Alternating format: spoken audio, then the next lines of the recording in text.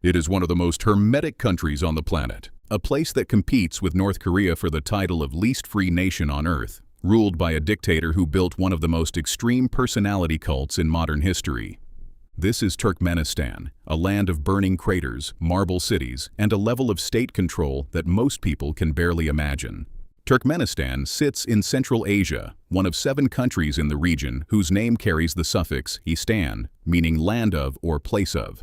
In this case, the name refers to the Turkmens, the dominant ethnic group, who number around 6 million people, though, as we'll see, almost no statistical data coming out of this country can be fully trusted. Nearly 60% of the territory is covered by the Karakum Desert, the 11th largest desert in the world, which explains why Turkmenistan has one of the lowest population densities on the planet. Human presence in this region stretches back thousands of years. The ancient Silk Road once passed through here, and in the 12th century, the southeastern city of Merv was considered the most populous city on Earth. In the 19th century, the territory was absorbed into the Russian Empire and later became part of the Soviet Union. When the communist bloc collapsed, Turkmenistan declared independence in 1991. Since then, the country has had only 3 presidents, and both of them have pushed the boundaries of political absurdity in ways that are difficult to overstate. The first was Saparmurat Niyazi, who led the country from 1985 until his death in 2006, first as the Communist Party's general secretary and then as president for life. Niyazi elevated the cult of personality to levels rarely seen anywhere in history. He had himself declared president for life and passed a series of laws that seem almost impossible to believe. His face appeared on the currency and in every public space across the country. He wrote a book called The Ruhnama, a philosophical treatise of his own creation, that became mandatory in schools and was required reading for anyone who wanted a government job or even a driver's license.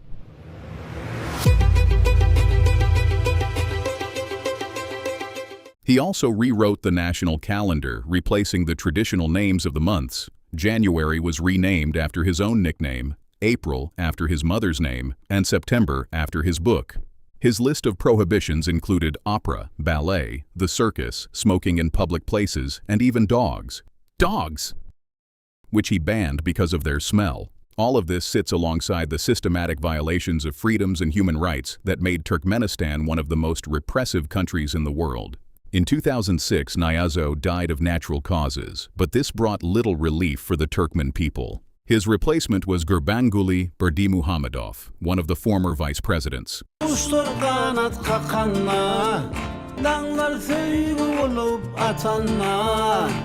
Before reaching the presidency, Berdimuhamedov had already shown that his ideas were far from conventional. As Minister of Health, he closed every hospital in the country outside the capital city of Ashgabat. His reasoning was that all citizens should travel to the capital to receive medical treatment. For many people, that meant crossing hundreds of kilometers of desert to access basic health care. When Berdimuhamedov first took power, he made a few moves that seemed reasonable. He restored the original calendar, removed the mandatory status of the Ruhnama, and took down several statues of his predecessor. But over time, it became clear that he simply wanted to replace Niyazi's cult with his own.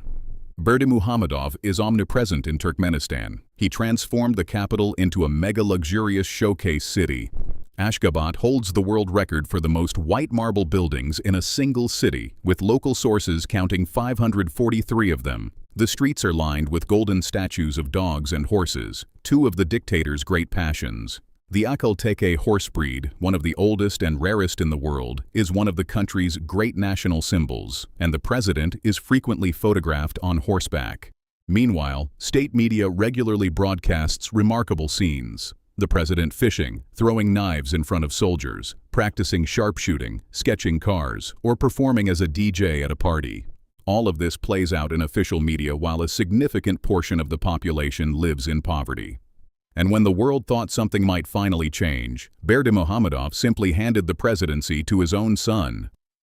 In March 2022, Serdar Berdimuhamedov was officially elected president of Turkmenistan with, predictably, 73% of the vote. He was 40 years old and had no significant independent political career. His father, however, did not disappear. Gurbanguly retained the title of national leader, took the presidency of parliament, and by all accounts continues to hold real power behind the scenes. It was, in essence, a dynastic transfer dressed up as an election. Turkmenistan had exchanged one Berdimuhamedov for another, and the system remained completely intact. There are no free elections in Turkmenistan, only a choreographed performance of democracy in which the approved candidate wins with nearly 100% of the vote. Independent press is essentially non-existent. According to Reporters Without Borders, Turkmenistan overtook North Korea in the last 2 years and now ranks as the worst country in the world for press freedom. In the Democracy Index published by The Economist magazine, it sits at 162nd out of 167 countries. Journalists are systematically blocked from entering, and very few tourist visas are ever issued. The grand buildings of the capital are almost always empty. Visitors who do manage to enter are monitored constantly and restricted to the capital. If you want to keep learning about the world's most extraordinary and hidden places, subscribe to the channel. New videos every week. One of the regime's more surreal recent decisions was to ban the word coronavirus. Since denying the pandemic was apparently the preferred strategy, the country never appeared in international statistics. The Turkmen Football League never stopped during the height of the global pandemic, the only league in the world that kept running while the rest of the planet shut down. However, despite the official denial, border closures were implemented and videos circulated showing citizens wearing masks, suggesting the virus did reach the country regardless of what the government admitted. To improve its international image, the regime invested enormous resources in spectacle. In 2017, Turkmenistan hosted the Asian Indoor and Martial Arts Games. The Olympic Village, used for only a few weeks, cost $5 billion to build. The new international airport, shaped like a giant bird, required an additional $2 billion investment and is believed to operate at around 10% of its capacity. Meanwhile, the major world powers look the other way. The reason is simple. Turkmenistan holds approximately 10% of the world's known natural gas reserves. It is also self-sufficient in oil and is the 9th largest cotton producer in the world. The country's main challenge is its geography. Landlocked in the middle of Central Asia, it cannot export liquefied gas by sea. All exports must travel through pipelines. Since 2009, one pipeline has connected Turkmenistan through Uzbekistan and Kazakhstan to China, which now receives around 80% of the country's exports.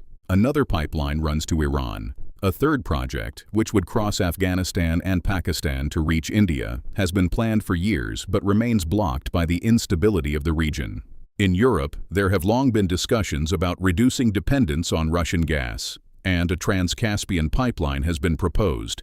But the legal complexities involving all the Caspian states, including Russia, have kept the project stalled. All of this secrecy and isolation means that even the most basic data about Turkmenistan, including its actual population, cannot be verified. Official numbers are impossible to trust, and the scale of emigration caused by decades of poverty and repression is genuinely unknown. But amid everything described here, perhaps no image captures the strangeness of this place more powerfully than a massive burning crater in the middle of the desert. The Darvaza gas crater, known popularly as the Gate to Hell, sits in the Karakum Desert and has been burning continuously for over 50 years. In 1971, Soviet geologists drilling in the area discovered an underground cave filled with natural gas.